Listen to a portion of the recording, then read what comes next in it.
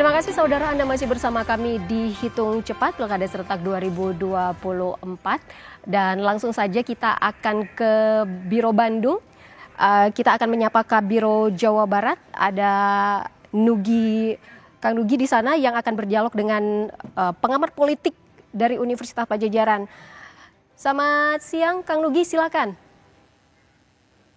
Ya, selamat siang. Terima kasih banyak Ivo. Saudara, hari ini 27 November 2024, lebih dari 35 juta warga Jawa Barat menyalurkan hak pilihnya untuk memilih calon kepala daerah tingkat provinsi dan kabupaten kota.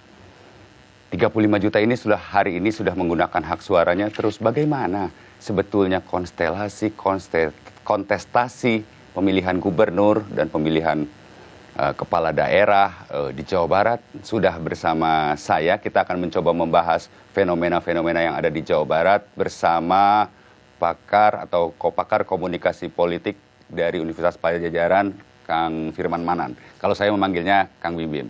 Kang Bim Bim, kumaha damang? Alhamdulillah. Alhamdulillah. Kang, bicara pilkada, bicara pemilu, itu selalu ada 3 faktor utama. Ada peserta, ada pemilih, dan ada penyelenggara. Saya mau lihat dari peserta dulu.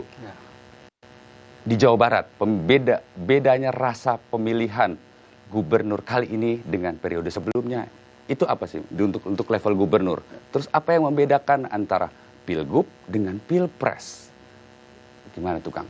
Iya, Kang Nugi, kalau kita lihat perbedaan pilgub sekarang ya dengan pilgub-pilgub sebelumnya, yang paling terlihat itu soal kompetitifnya. Oke, kompetitif. Kalau di pilgub-pilgub sebelumnya 2008, 2013, 2018 kita melihat ada kompetisi yang cukup kuat lah ya, paling tidak di antara beberapa pasangan calon. Nah, tetapi kalau kita lihat pilgub hari ini, di pilgub 2024 memang tidak terlihat ada kompetisi yang cukup sengit di antara pasangan calon.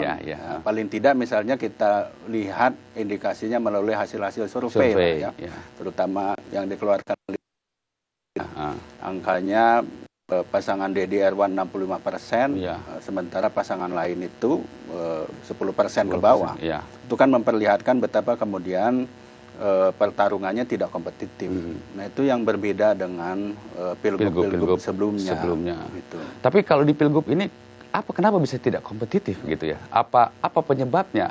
Apa yang membuat orang tuh merasa pilgub kali ini tuh beda gitu? Apa dengan adanya salah satu paslon yang begitu menonjol gitu? Apa tuh Kang reasonnya? Ya, salah satu variabel penting dalam pilkada itu kan selalu soal figur.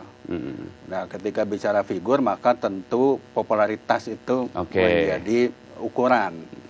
Nah, kita tahu bagaimana kemudian ada kesenjangan popularitas sebetulnya antara Deddy Mulyadi yang leading berpasangan dengan Erwan dibandingkan dengan kandidat-kandidat yang lain. Itu kan tentu menjadi faktor penting ya, bagaimana kemudian bisa kompetitif kalau kemudian secara popularitas terdapat disparitas yang tinggi. Nah, saya melihat memang Kang Deddy Mulyadi bagaimanapun ya, dia sudah melakukan kerja-kerja elektoral 5 tahun ke belakang, bahkan mungkin sebelumnya, dibandingkan dengan pasangan calon lain yang bahkan kalau kita ingat sejak masa pendaftaran, itu nama-nama yang baru muncul di saat-saat terakhir. Nah, itu dia, betul. Itu kan drama-drama ya, seperti drama Korea ya itu. Tuh gimana tuh Kang jadi melihat itu Kang? Jadi itu berpengaruh memang? Ya, tentu berpengaruh, karena bagaimanapun kan pengenalan publik terhadap kandidat itu, ya pertama karena memang figurnya yang sudah populer ya. Artinya dia misalnya pernah menduduki jabatan publik tertentu di Jawa Barat itu, lalu kemudian pernah mengikuti kontestasi di Jawa Barat, dan yang penting ya dia melakukan sosialisasi dengan kandidat-kandidat yang lain itu kan relatif baru melakukan sosialisasi pada saat kampanye yang juga waktunya sangat terbatas sebetulnya, hanya sekitar 2 bulan. Hanya sekitar 2 bulan. Dibandingkan dengan misalnya Kang Deddy Mulyadi yang sudah berkampanye melakukan sosialisasi lebih dari 5 tahun. Jadi memang itu yang menjadi problem. Nah, di sisi lain, ya menurut saya juga memang ini ada problem kan dari sisi kesiapan partai politik sebetulnya. Karena bagaimanapun yang punya hak untuk memberikan tiket dalam pilkada termasuk pilgub itu kan partai politik. Partai politik.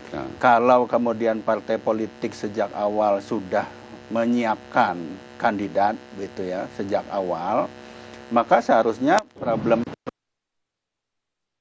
menjadi seharusnya ya, karena misalnya publik jauh-jauh hari sudah tahu kira-kira dari partai tertentu siapa yang akan didorong maju untuk pilgub. Nah, ini kan yang tidak kita lihat di Jawa Barat, bahkan nama yang sudah terdengar mensosialisakan diri bahkan ya sudah terdengar oleh publik tidak jadi gitu, malah bergeser dengan nama yang justru baru dikenal publik terakhir. Nah, itu menurut saya salah satu problem utama justru ya. Adanya di partai politik justru. Ya, karena kan partai politik yang punya otoritas untuk mengusung pasangan calon atau koalisi lah ya, ketika kemudian partai politik tidak bisa mengusung sendirian. Ya, apalagi kita tahu terakhir putusan MK yang membuat sebetulnya partai politik lebih leluasa kan betul. untuk mengusung pasangan calon. Oke, nah ini bicara sedikit kita bergeser dari pemilihan gubernur ke pemilihan kepala daerah di level kabupaten kota. Itu kan banyak artis yang bertarung di sana ya, ada banyak pesohor yang bertarung di sana. Dalam pemilihan suka ada pameo begini, Kang. Ada pertama popularitas, elektabilitas, dan isi tas. Nah, dari 3 pameo ini, untuk kepala daerah, kita lihat di Kabupaten Bandung Barat, ada 3 artis atau 3 pesohor yang bertarung. Kemudian di Kabupaten Bandung ada 2. Bahkan ada penyanyi dangdut bertarung di Kota Banjar gitu. Di Indramayu juga ada pesohor-pesohor yang kemudian mencoba peruntungan. Bahkan di Pilgub Jawa. Itu gimana Kang melihatnya? Kira-kira mereka akan menjadi sesuatu nggak? Akan mendongkrak suara nggak, atau bahkan ada kemungkinan terpilih nggak dari fenomena-fenomena yang terlihat di Jawa Barat saja ya, kita bicara di Jawa Barat. Ya, ini kan harus diakui Jawa Barat memang punya tradisi memunculkan kandidat-kandidat yang punya latar belakang artis. Bahkan juga berhasil menang ya dalam pilgub misalnya di 2008 ada Kang Dede Yusuf berpasangan dengan Kang Ahmad Heriawan. Lalu selanjutnya di 2013 ada Kang Deddy Mizwar gitu ya. Lalu kemudian di kabupaten kota juga gitu ya ada beberapa nama yang sekarang juga bertarung kembali, misalnya seperti Sahrul Gunawan, ada Hengki Kurniawan, ada Luki Hakim. Termasuk kalau kita lihat pada kontestasi yang berbeda dalam pemilihan legislatif. Setahu saya anggota DPR terpilih hari ini itu yang berlatar belakang artis paling banyak itu dari Jawa Barat. Jadi hampir setengahnya anggota DPR yang berlatar belakang artis itu berasal di Jawa Barat. Nah, ini kan menunjukkan sebetulnya karakter pemilih. Nah, itu tadi. Saya baru mau masuk ke situ, karakter pemilih. Jadi, bicara orang top, pesohor kalau sudah punya followers di media sosial tinggi, kemudian terkenal karena di layar televisi, itu kayaknya enak sekali ya kalau untuk main di Jawa Barat ya, untuk maju baik itu di legislatif atau eksekutif atau kontestasi pilkada seperti ini. Itu gimana tuh, Kang? Ya, tadi yang seperti Kang Nugi katakan soal popularitas. Popularitas sudah dapat.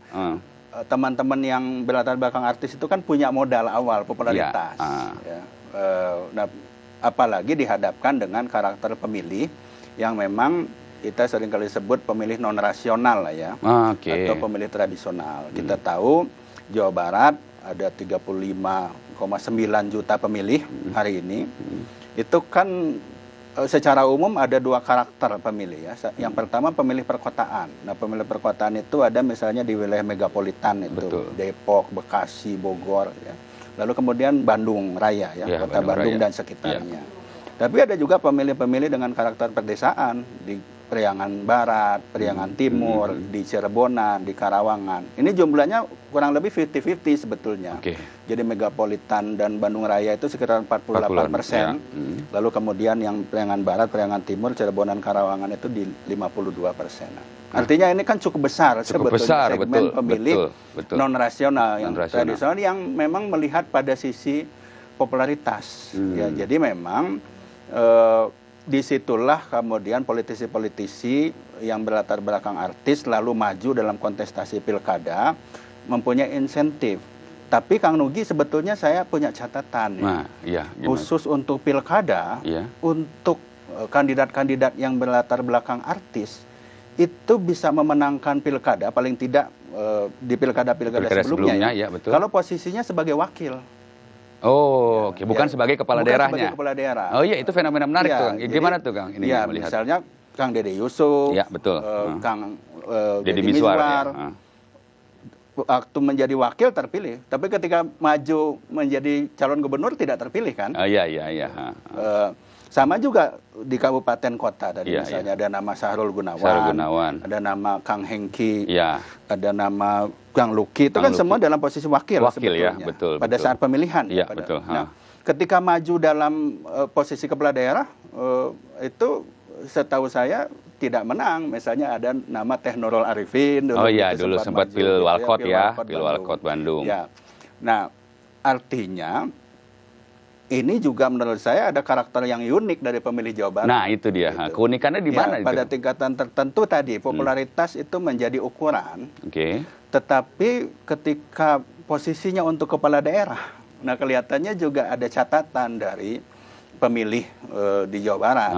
Jadi memang kelihatannya untuk politisi-politisi atau kandidat berlatar belakang artis itu dipilih kalau posisinya hanya sebagai pendamping. Gitu. Nah, walaupun nanti kita melihat sekarang ya nanti kita lihat. Kemudian catatan itu akan tetap seperti itu atau berubah, walaupun kalau sekarang kan ada catatan misalnya Kang Hengki Kurniawan atau Kang Sahrul Gunawan memang berlatar belakang artis, tapi kan mereka dalam posisi incumbent. Betul. Jadi ada kelebihan lain, bukan semata-mata. Karena sudah ada di birokrasi sudah pernah ada di birokrasi. Nah, betul. Ini juga menarik yang ketika bisa bicara tadi kan dua faktor ya, ada kita bicara peserta, kemudian kita bicara pemilih.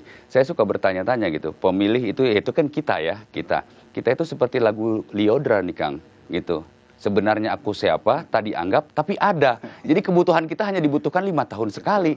Nah, bagaimana kira-kira dalam konteks pemilihan kepala daerah yang pertama kali dalam sejarah dilakukan serentak, itu masyarakat harusnya tetap ada gitu. Tadi anggap, tapi ada yang hanya dibutuhkan hanya 5 tahun. Itu gimana ya meningkatkan rasionalitas melihat calon pemimpin itu dari pilihan program, rasional atau tidak, visible atau tidak dilakukan, itu gimana ya Kang? Kayaknya edukasi politik kita tuh perlu perlu dipertajam lagi atau perlu diperdalam lagi atau perlu diperluas lagi? Ya, gitu, tentu ini kan PR-nya soal pendidikan politik sebenarnya. Ya, betul. Bagaimanapun memang penting berupaya untuk membuat pemilih itu sampai pada level rasional. Nah, itu. Walaupun tidak mudah sebetulnya di negara-negara. Ya, tadi kan Kang Mimin sudah bilang bahwa ini kan pemilihnya tidak tradisional lah ya. Nah, itu tapi gimana? Paling tidak menurut saya ada upaya misalnya pemilih itu memang ketika menentukan pilihan tidak hanya melihat popularitasnya saja. Kan ada 2 variabel menurut saya yang penting untuk dilihat. Pertama, memang soal kualitas personal. Nah, kualitas personal dari kandidat itu bisa dilihat dari sisi dia kompeten atau tidak. Nah, ini juga bisa dilihat dari rekam jejaknya. Sejauh mana kemudian dia punya rekam jejak yang mumpuni untuk bisa maju sebagai kepala daerah. Kemudian juga yang penting menurut saya soal integritas. Karena terus terang Jawa Barat ini juga punya problem dari sisi integritas. Kita punya catatan sekian banyak kepala daerah itu tersangkut kasus korupsi. Nah, ini kan juga jangan sampai terjadi lagi. Dan itu kan bagian juga dari tanggung jawab kita sebagai pemilih sebetulnya ketika memilih kepala daerah yang ternyata bermasalah di kemudian hari. Soal leadership, soal kepemimpinannya kan bisa diukur sebetulnya. Nah, selain kualitas personal, penting juga memang melihat soal tawaran visi misi program. Sejauh mana kemudian program yang ditawarkan itu konkret dan bisa direalisasikan. Dan kemudian itu menyangkut kepentingan kita sebagai pemilih. Nah, kalau itu sudah dilakukan, saya sepakat tidak selesai hanya memilih saja sebetulnya. Betul. Jadi partisipasi kita itu tidak selesai hanya di kotak suara hari ini ya. Nah, kita harus melihat pemilihan ini hasilnya itu sebagai kontrak politik antara warga dengan siapapun nanti yang terpilih. Nah, kontrak politik itu kan berlangsung 5 tahun nanti ke Ya, depan. betul. Karena dipilih kan periode 5 tahun. Nah, selama 5 tahun itu ya harus ada proses untuk kemudian memastikan apakah kemudian janji-janji kampanye yang sudah diceritakan kemarin itu kemudian direalisasikan atau tidak. Nah, di situ perlu ada partisipasi pemilih gitu ya. Tapi kayaknya publik sudah males deh, Kang. Begitu selesai 27 saya sudah milih A, B, C, udahlah selesai gitu, kumaha engke. Jadi pemilih kita tuh dalam bahasa Sundanya engke kumaha apa tuh kumaha engke gitu. Ya betul, itu problemnya sebetulnya. Gimana nanti atau betul. nanti bagaimana? Ya. Itu problemnya itu gimana ya menyelesaikan itu, atau mungkin ada solusi yang bisa ditawarkan termasuk ke para peserta gitu, ke para paslon-paslon ini, bagaimana mereka seharusnya berlaku, gimana tuh, Kang? Ya makanya saya katakan tadi, ini harus dilihat sebagai sebuah kontrak politik. Kontrak politik itu kan sesuatu yang harus dihormati oleh kedua belah pihak. Pemilihnya kemudian juga harus memastikan bahwa selama 5 tahun itu apa yang dijanjikan itu direalisasikan atau diupayakan direalisasikan lah. Memang kalau kita bicara janji kampanye tentu sulit membayangkan 100%. Karena seperti ada istilah politisi Amerika Serikat itu mengatakan kalau dalam berkampanye itu kan menulis puisi yang indah-indah semua. Tapi ketika sudah terpilih menjalankan pemerintahan itu menulis prosa. Jadi ada banyak hambatan muncul. Nah, tapi kan by proses bisa dilihat. Kalau upaya merealisasikannya dilakukan, nah itu juga pemilih bisa menilai ada upaya. Nah, di sisi lain, kepala daerah terpilih itu juga kemudian harus punya komitmen untuk kemudian menjalankan apa yang merupakan janji-janji politiknya. Tapi memang yang akan jadi problem kan ketika kemudian mekanisme kontrol publiknya tidak jalan. Ketika kemudian masyarakat tadi tidak acuh, merasa sudah selesai tugasnya dalam pemilihan saja.